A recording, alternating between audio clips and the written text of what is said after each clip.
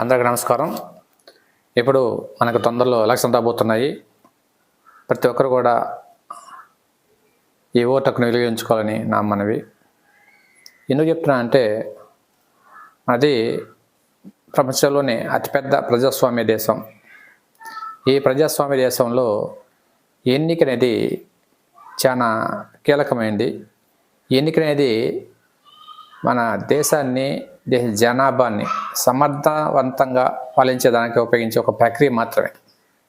కాబట్టి దీన్ని ఏదో రాజకీయ తంతుగా భావించవద్దండి, ఏదో ఎలక్షన్ కమిషన్ వాళ్ళు చేసి పనిగా భావించవద్దండి.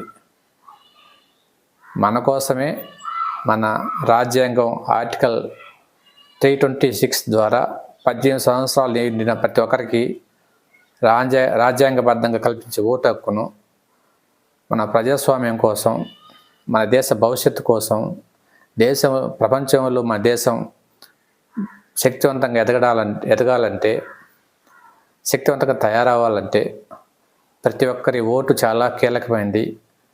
ప్రతి ఒక్కరూ తమ ఓటును వజ్రాయుధంగా భావించి తమ ఓటును ఖచ్చితంగా ఎన్ని పనులున్నా వాయిదా వేసుకొని మీరు వచ్చి ఓటు వేయాలి. ఆ రోజున ప్రభుత్వం కూడా హాలిడే ఇస్తుంది.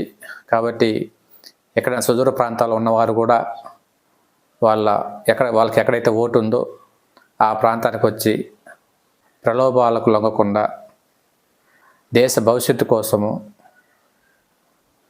మన యొక్క భవిష్యత్తు కోసము నిర్భయంగా మీ ఆత్మ ప్రబోధానుసారము ప్రతి ఒక్కరు ఓటు హక్కు వినియోగించుకోండి.